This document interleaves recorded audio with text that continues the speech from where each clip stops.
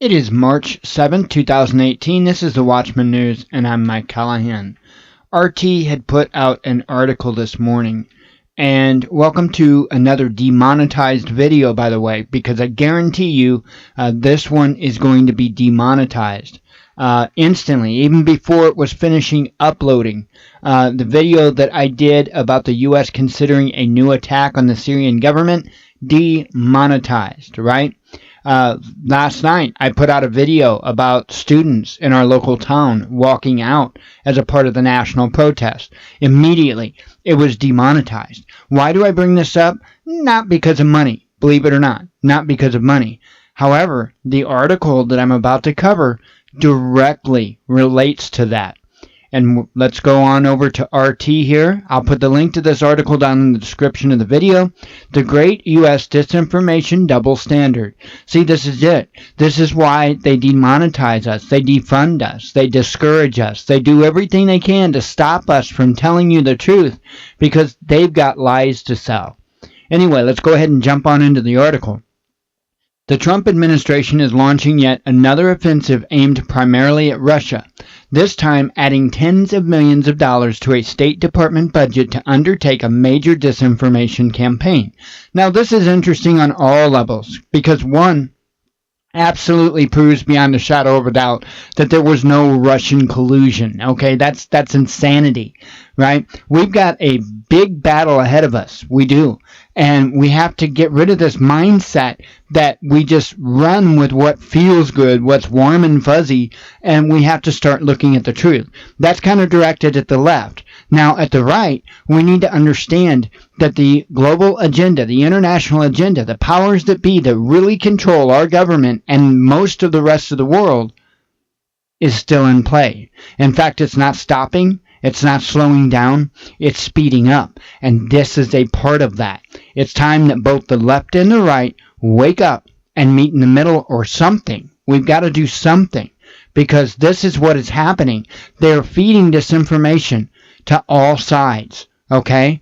And they're keeping each other at each other's throats, and it's insane, right? And the entire time, the ones that are being hurt isn't the right or the left. It's every single one of us, even the ones that's smart enough to have figured it out that it's just two different wings of the same bird. Anyway, let me continue.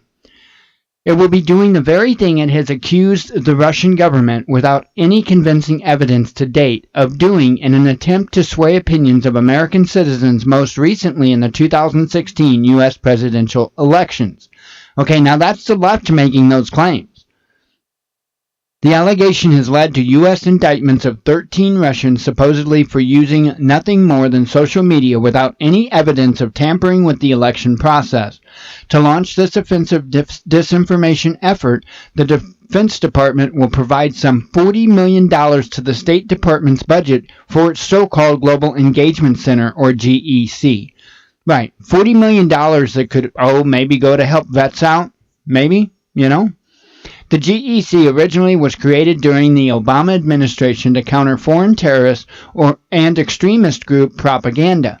However, the GEC's mandate has been expanded to counter what the State Department perceives to be calculated disinformation initiatives of foreign state and non-state actors and individuals. Okay, and this goes right on over to YouTube again, right? Go to RT's page on YouTube. And it will tell you right then and there that it's a state-run news agency, okay? As if CNN isn't, right? As in, if Fox News isn't, they all are. They all are. All mainstream news is government-ran, government-mandated. It may not be right in the papers, but it is in fact. Let's see. The GEC will award millions of dollars in grants from its Information Access Fund to yet unspecified public and private outlets, which will include society groups, media content providers, non-governmental organizations, federally funded research and development centers, private companies, and academic institutions, according to the State Department statement. In other words, YouTube and Facebook and Google and all these other entities, right? And here's the interesting thing. The really thing that just brings it all together, okay? They aren't doing anything to fight the fake news. They are the fake news. They're not doing anything to fight it. What they're doing is fighting us. That's what they're doing. The people that figured it out, that's trying to bring you the truth, that's trying to wake other individuals up to what is really going on. And like I said, the global agenda, that train is just picking up so much speed, it's unreal. Absolutely unreal. The effort will have all the appearances of an aggressive disinformation campaign of its own without public oversight, launched by a myriad of unidentified entities that undoubtedly will be aimed at the internal affairs of other countries. It's crazy. Folks, it's crazy. Hey, speaking of crazy, why hasn't Trump reinstated the Smith-Mundt Act? If you don't know what the Smith-Mundt Act is, you might want to go check it out. Right?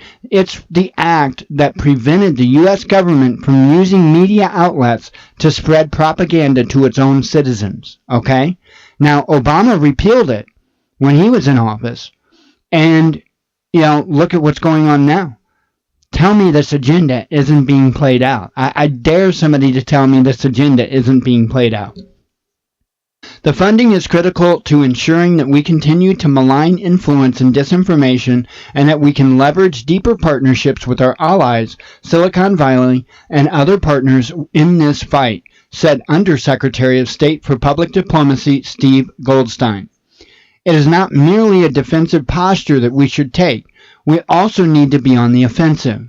The U.S. government will be conducting disinformation warfare, doing what it accuses others of doing, presumably under the auspices of the American Intelligence Services. I probably mispronounced that word. It's not anything unusual with me, as you know.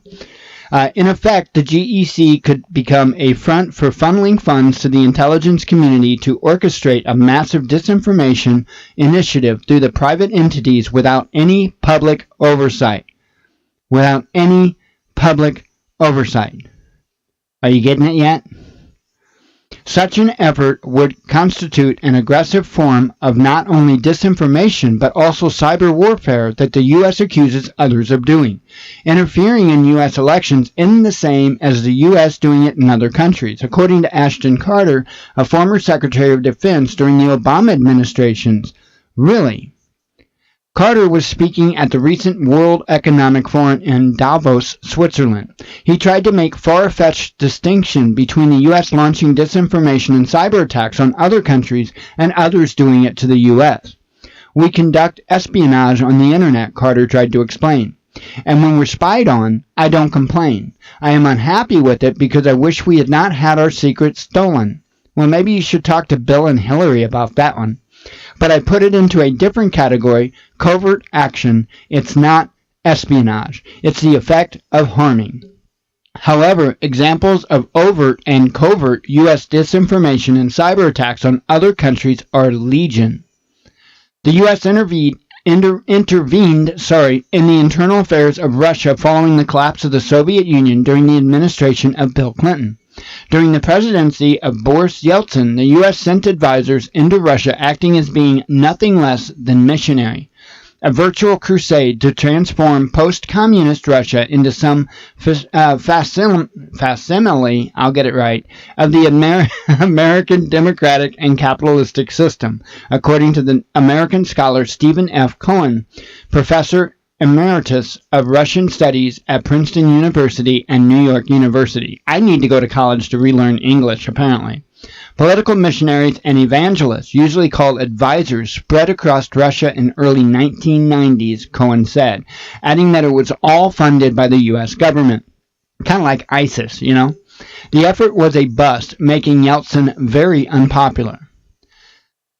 This isn't the only example of U.S. intervention in the internal affairs of another country, even fledgling democracies. At the hands of the Central Intelligence Agency, the U.S. upset Italian elections such as the one in 1948. The CIA also was instrumental in the 1953 coup of Iranian President Mohammad Mossadegh.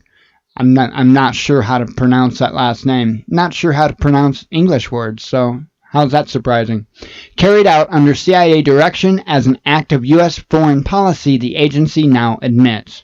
Then there was the 1973 overthrow of democratically elected Chilean President Salvador Allende and the establishment of the ruthless dictatorship of Augusto Pinochet. In 2015, the U.S. initiated the violent overthrow of democratically elected Ukrainian President Viktor Yanukovych. The U.S. can't have it both ways by waging what is a double standard.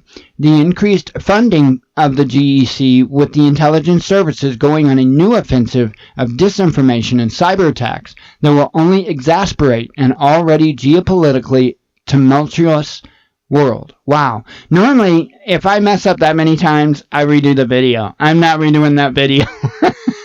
Anyway, seriously, folks, on a serious note, if you want to see alternative media, if you want to see people that bring you the truth, invest in the truth, okay? Not necessarily with us, with anybody. You go find an alternative news source that you trust and you like and invest in them. Even if it's $5, if it's $10 or whatever. If you decide to invest in us, PayPal's the best route. It really is. We get that right away. It comes right to us and it helps us grow. And we will grow. We plan on doing more prepping videos, survival type of videos, how-to type of videos, but we have to have the funds to be able to purchase the stuff to be able to do that stuff. So now that winter's almost over, hopefully we won't be dealing with any more $300 power bills, and we can put our efforts towards trying to do that. So anyway, thank you for watching, and like I said, pick your favorite alternative news, the one that you trust to bring you the honest information, and throw them a bone. Thank you for watching.